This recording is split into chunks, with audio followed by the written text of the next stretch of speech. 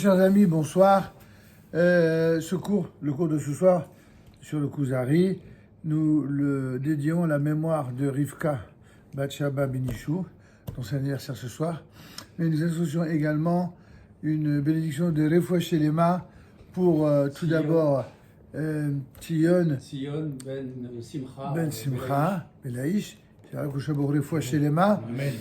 Notre ami Shelomo Ben Raphaël Twitou.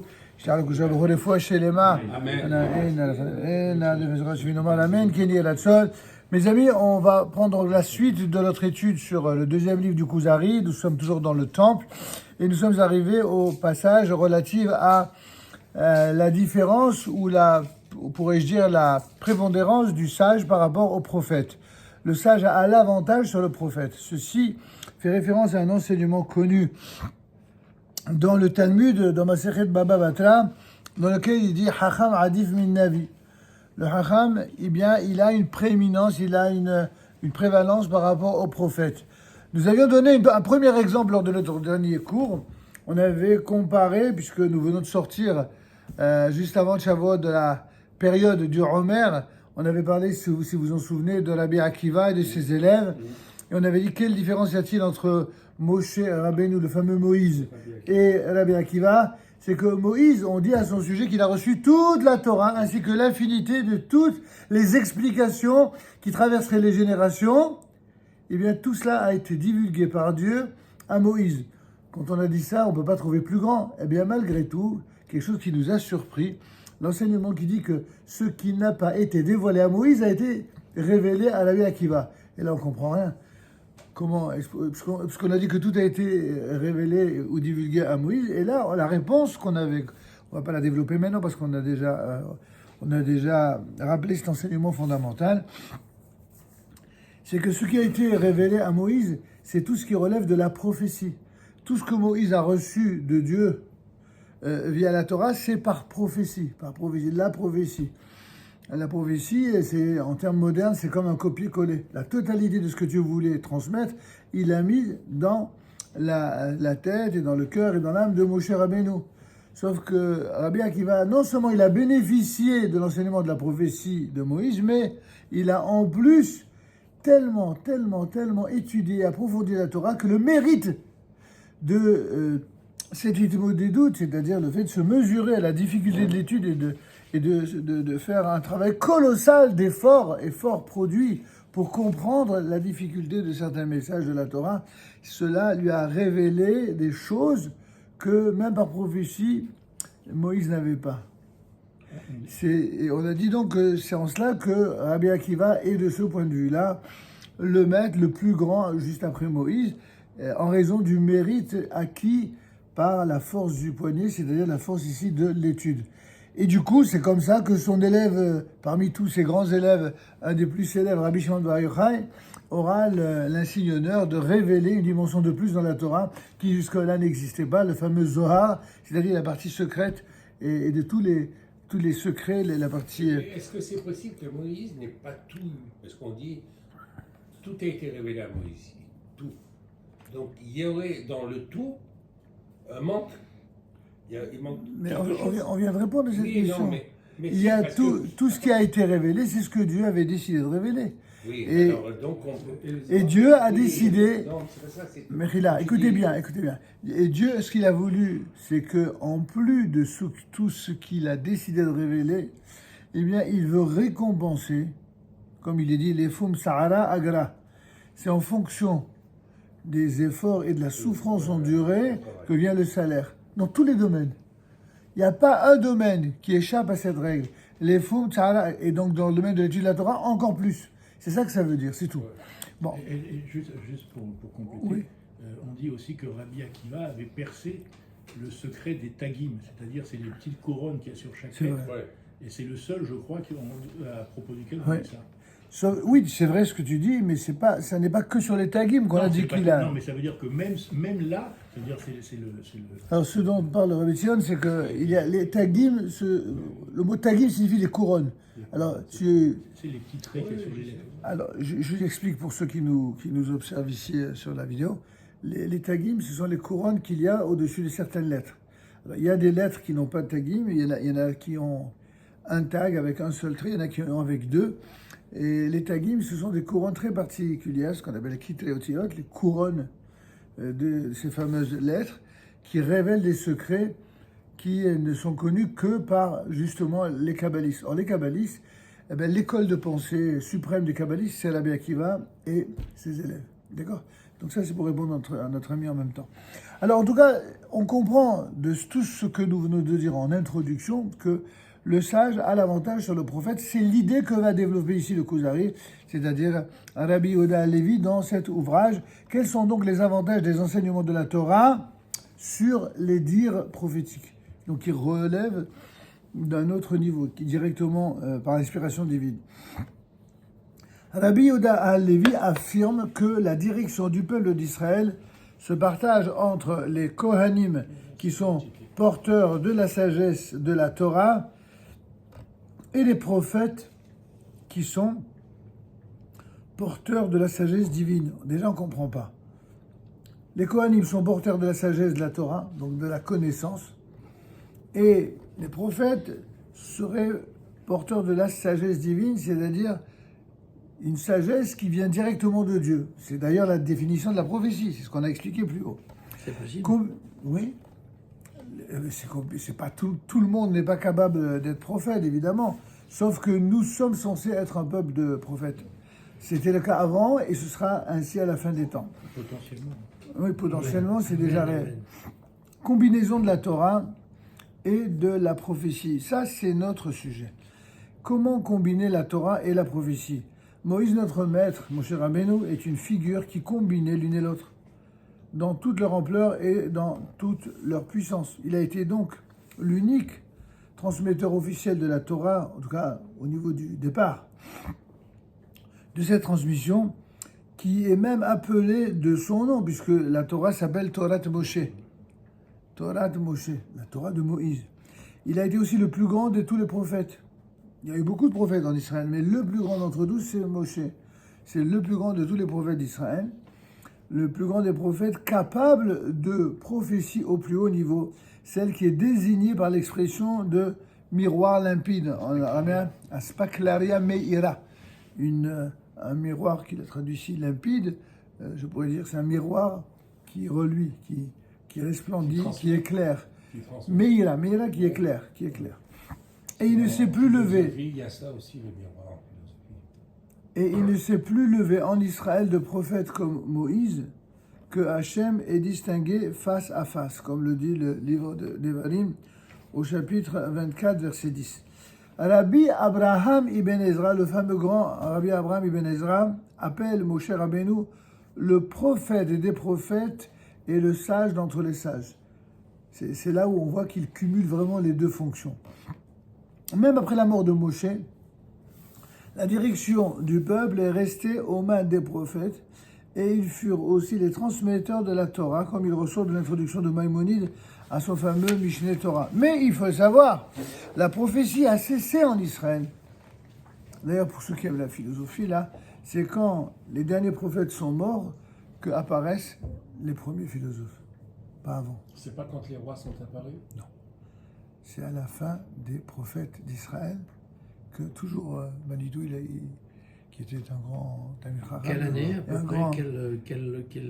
quel temps? C'est à la fin des... Alors donner un siècle précis, c'est difficile, c'est entre le 8e et le début du 2e temps, puisque c'était oui, mais les derniers prophètes, ils faisaient partie du grand Sanhédrin. Exactement. À l'époque d'Ezra. Exactement. Non, si tu veux absolument aider, je te la donne. Non, mais c'était juste pour situer. Début du 2e. Parce qu'on a, sur nos 550 siècles, 57 siècles, de savoir situer. C'est à peu près à la fin du 2e temps. En tout cas, il faut le savoir, la prophétie a cessé en Israël et après une période de rémanence qui a duré de la destruction de la première maison d'Israël à l'établissement de la deuxième. Ainsi, les derniers prophètes, tu vois, confirmation, Haggai, Zacharie, Zecharia en hébreu, Malachi, eux ont transmis la Torah aux hommes de la grande assemblée dont eux-mêmes faisaient partie. Dès lors, La direction du peuple est passée aux mains des sages, comme en témoigne le Talmud dans Baba Batra 12a. C'est ce à quoi je vous faisais référence tout à l'heure. Du jour où le sanctuaire a été détruit, donc du jour où le Beth Amikdash a été détruit, la prophétie fut retirée aux prophètes et donnée aux sages. D'où les philosophes. Non. Les philosophes, c'est d'après les prophètes, furent retirés aux prophètes. Les sages, donc comment c'est les sages de la Torah. Les philosophes, les sages de la Torah, d'accord. Les philosophes, c'est pas les sages de la Torah. D'accord. Les philosophes, c'est le monde grec. C'est la sagesse grecque, c'est le savoir grec, c'est un autre savoir, c'est un savoir privé de Dieu. Ou alors augmenté de beaucoup de dieux, de dieux idolâtres. Donc c'est pas du tout la même chose. En tout cas, les hommes de la Grande Assemblée ont élargi l'étude de la loi orale afin de combler le manque qui était apparu dans la direction du peuple, ce que le Talmud précise à sa manière dans Berachot 8a. Du jour où le sanctuaire a été détruit, le Saint béni soit-il n'a plus dans son monde que les 4 coudées de la halakha. Qu'est-ce que ça signifie? Cette phrase qui a fait couler beaucoup d'encre. Du jour où le sanctuaire a été détruit, le Saint béni soit-il n'a plus dans son monde que les 4 coudées de la halakha. Qu'est-ce que ça veut dire? Ça veut dire que les 4 coudées de la halakha, ici, représentent, sont emblématiques de l'univers divin qui est d'une certaine manière une concession qui reste parmi les hommes. Je dis bien une concession. C'est-à-dire qu'en fin de compte, là où les hommes se détournent de Dieu, eh bien ces hommes ne le méritent pas. Et quels sont ceux qui méritent Dieu? Ce sont ceux qui lui accordent de la place. Si on se détourne de Dieu, en quoi on mérite de ce qu'il se préoccupe de nous? En vérité, il y a 2 dimensions. Dans le Dieu d'Israël, il y a le Père et il y a le juge. Le Père, c'est comme tous les pères de la terre. Même si un enfant, il est rebelle, même si un enfant se détourne, il est toujours là, il veille. Ça, c'est le Père. Avinu. Malkeinu, notre roi, qui est aussi notre juge, lui, les rapports existants entre lui et nous, c'est en fonction de cette sorte de, comment dirais-je, de cette, pas cet héritage, mais de cet espace symbolique de 4 amot de halakha, c'est-à-dire en vérité tout ce qui correspond à l'expression de la volonté divine. C'est pour ça qu'on étudie la Torah, c'est pour ça qu'on accomplit les mitzvot, c'est pour ça qu'on essaie de tout faire selon sa volonté. C'est ça cette symbolique du jour où le sanctuaire a été détruit. Le Saint béni soit-il n'a plus dans son monde que les 4 coudées de la. Ça veut donc dire quoi? Qu'avant, il y avait le sanctuaire. Avant, il y avait le temple. Le temple, c'était son univers. Quand Dieu avait son Mikdash, il avait son sanctuaire. Alors, il pouvait résider en chacun de nous. Maintenant, son lieu, Kaviachol, il est limité. Il se contente d'une bicoque. Et ce lieu limité, c'est ce fameux... Ces 4 coudées de l'halakha. Moi, je l'avais compris autrement. Peut-être aussi, c'est peut-être de dire que, en fait, les 4 coudées de la halakha, ça fait référence à l'univers des Talmidei Chachamim et de leurs discussions, parce que finalement, c'est eux qui vont fixer la halakha. Mais bien sûr, c'est en conformité avec Dieu, mais finalement, c'est les hommes qui vont prendre la responsabilité, d'une certaine façon, de l'application de la loi divine sur terre. C'est vrai aussi, mais ça, c'est au niveau des Chachamim dont tu parles. Oui, bien sûr. Mais les Chachamim, c'est pas les hommes, c'est les Chachamim. C'est eux qui auront cette charge. Mais il se trouve que certains Chachamim, ils voudraient que la compréhension appliquée de ces Arba Amot et l'Halakha, c'est pas que pour les Chachamim. Non, bien sûr, mais c'est eux qui fixent justement les règles de la halakha d'une certaine façon. Il y avait une anecdote, je me souviens plus très bien, je crois que ça concernait Rabbi Eliezer, avec les murs qui tremblent. Oui, c'est dans le métier, il n'y a pas longtemps. Où finalement les Chachamim disent... Ils sont pas d'accord avec Rabbi Eliezer, effectivement.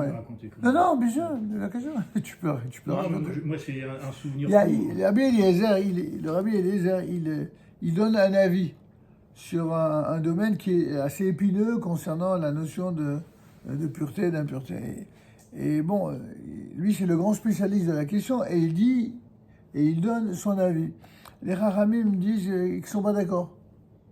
il est tellement sûr de lui, donc toute modestie mise à part, quand un Chacham est sûr de lui avec une base de Torah qui est fondée, il dit mais c'est pas possible. Il a beau essayer de donner des preuves, il ne veut rien savoir.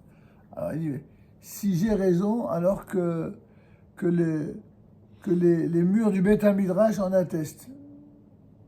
Alors et les Chachamim sont en colère en disant mais qu'est-ce que tu viens faire appel aux murs du Beth Midrash comme si eux c'était des témoins valables.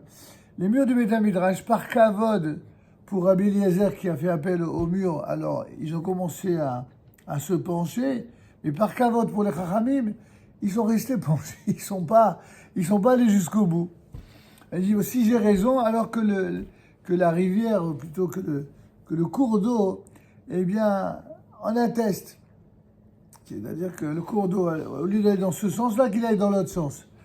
Alors, le cours d'eau, il fait exactement. Et là, ils sont encore plus en colère. Il dit, mais depuis quand on va donner une raison en termes de ce qui est vrai ou faux de la Torah à partir d'un cours d'eau? Il dit, bon, très bien, vous le prenez comme ça. Alors, si j'ai raison, que le ciel lui-même, il vienne à mon secours et dire que j'ai raison. Et il y a une bas de colle, c'est-à-dire une voix céleste qui dit, mais enfin, vous ne savez donc pas que c'est toujours lui qui a raison sur ces questions. Qu'est-ce qu'il répondra à Rami? Mais de quoi je me mêle? Et il dit au ciel, mais à partir de quoi? À partir d'une phrase très connue dans la Torah, à la fin du Sefer Devarim, Lo bashamayim hi velo me'avel layam. La Torah, elle est ni dans le ciel, ni au-delà des mers. Alors, il y a une voix céleste qui vient, cette fois-ci, une voix souriante qui dit, il y a deux explications. Netzachoni banai, mes enfants m'ont vaincu. En disant que les Chachamim, ils ont eu le dernier mot. Mais il était fier de voir que, pour se donner raison, ils ont quand même fait appel à la Torah. C'était pas de la rébellion, c'était pas de l'impertinence. Il y en a qui traduisent autre chose. C'est une explication plus imagée. Netzachoni, non pas dans le sens de Nitzachon, de victoire, ils m'ont vaincu, mais de Netzach. Ils m'ont éternisé. Les deux sont complémentaires et beaux. Ça veut dire que finalement, ils ont montré que finalement, il n'y a personne sur Terre, personne dans le monde terrestre, qui peut instrumentaliser la Torah, même en ayant recours au ciel, pour aller à l'encontre finalement de ce que moi, Dieu, j'ai écrit dans cette Torah. C'est beau, cette... Magnifique. Voilà, bon, grâce à Rabbi Tzion, on a rappelé quelque chose qui est l'un des fondements de l'enseignement de la loi orale, pour expliquer précisément que il y a des domaines qui relèvent totalement du céleste, d'autres qui relèvent du terrestre, et les Chachamim, ils ont quand même eu pour mission, je dirais, dûment donnée par Dieu lui-même, de veiller à l'application de la Torah. Donc je rejoins ce que disait Rabbi Tzion pour l'Inyan de Al-Baramot et l'Alacha. Faut pas le prendre au sens trop large, mais il faut bien le comprendre. C'est que l'idée, c'est que justement, que le terrain et le champ d'application de la loi orale, c'est justement ce sur quoi les sages d'Israël ont une véritable responsabilité, et pour ce faire, ils ont lutté de tout temps, et ils continuent d'ailleurs. Avant, c'était contre les empereurs gréco-romains, et aujourd'hui, c'est les ennemis d'Israël, mais aussi de l'intérieur, les réformateurs de la Torah. Tout ça, ce sont des gens qui vont. Ils ont toujours raison. Mais voilà. Voilà. En eussiez-vous douté. Il ne faut pas douter. En fait, si vous fréquentiez un peu plus les Rachamim, peut-être vous auriez moins de doute. Je peux l'emprunter, je peux l'emprunter, je te le ramènerai. Il n'y a pas de problème. Vous me pardonnerez? Ouais. Dommage. Bon, et la prochaine fois, avec plaisir. Avec plaisir. Mais il faut la série complète pour que ce soit intéressant. Il y en a 4 ou 5. Ça? Ouais. Ça, c'est le mien. Alors ça, on te les procurera. Tu me les prêtes? Avec plaisir. On te les offrira, il n'y a pas de souci. Bonne Alors, on soirée y à va. tous. Merci Shlomo. Allez, au revoir. Quel intellectuel. Ouais, d'accord. là. Je vais vous raconter. Pas d'intellectuel, ça. Ouais, moi, Allez, on va, Je vais juste vous on va raconter revenir. un truc comme ça, Ouais. par hasard. Ouais. J'ai donc perdu ma mère il y a 5 ans. Ouais. Et on vient le chercher, c'est un Shabbat. Il a fini, il vient à 11h, 11h30. Il vient quand il peut, le pauvre, dès qu'il a fini, il monte. Il Pas arrive. à 11h. C'est pas possible. Si, c'est Si, 11h, c'était en mois de juin. Il vient à 11h, comme ça, il monte. Et il y a mon frère, j'ai un frère. J'ai pas fait exprès, rien à voir avec moi. J'ai un frère qui est, on va dire, instruit, qui est professeur à la Sorbonne, qui est machin, etc. Et alors commence une discussion entre eux qui a duré, écoutez-moi bien, hein, c'est très important, de 11h, 11h15 jusqu'à 5h30 du matin, avec des joutes verbales et des échanges philosophiques sur la religion C'est un classique. qui étaient assez extraordinaires. Et là, ils m'ont les Il y deux avait un feu bluffés. d'artifice. C'est Ils m'ont vrai. les deux bluffés. Je Voilà, m'en vous laisse. souviens. Je vais le lire, tu me prêtes Oui, bien sûr, avec plaisir. Allez, on continue. Bonne soirée. Bonsoir. Bluffer, Allez. c'est peut-être pas le bon mot parce que bluffer, dans le bluff, il y a quelque chose qui est. De philosophie, bon. Tu sais, si on, Impressionné. dans l'histoire impressionné, c'est qu'ils ont ressorti des paragraphes Des références. de philosophes, d'écriture, je te parle pas de Spinoza ou tout ça. Revenons à C'est notre travail. exactement toutes les lignes, comment y aller quand même, faut retenir tout ça, je veux dire, lui... Alors, vous savez, alors juste qu'on reste sur notre sujet, que en quoi le Chacham, il a l'avantage sur le prophète. Alors, n'en parlons pas sur le philosophe. C'est ce qu'il dit ici. Ah ouais. Eh bien oui, évidemment.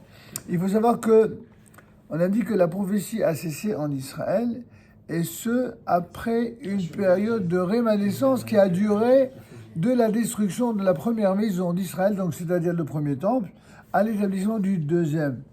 Et ensuite, on est venu au rapport en disant que, concernant le rapport du sage au prophète, le Talmud dans Baba Batra énonce clairement qu'un sage est préférable au prophète. C'est ce que je vous ai dit tout à l'heure, Ah oui. Haram Adif Minavi. Ah oui. Et ceci peut paraître curieux. Il lui semblait au contraire que le prophète, recevant directement la parole divine de Dieu et les transmettant ces paroles telles quelles en direct, il devrait procéder sur le sage. Un avantage insurmontable. Comment le sage pourrait-il lui être préférable? Et la réponse, c'est notre conclusion de notre premier thème de ce soir. Pourquoi donc le sage qui enseigne la halacha, c'est-à-dire la manière de pratiquer les mitzvot de la Torah, qui est donnée au Sinaï, est-il à ce point préférable au prophète qui nous dévoile la parole que Dieu lui a confiée? Évidemment, cela demande certes à être expliqué, approfondi, comme l'expliquera le Rav Boshko, et ce qui nous amènera à la prochaine vidéo, à savoir quelle est la hauteur de la parole prophétique, ce qu'on verra dans la prochaine vidéo, et ensuite quelle est la force, mais aussi la faiblesse de la parole prophétique. Est-ce que c'est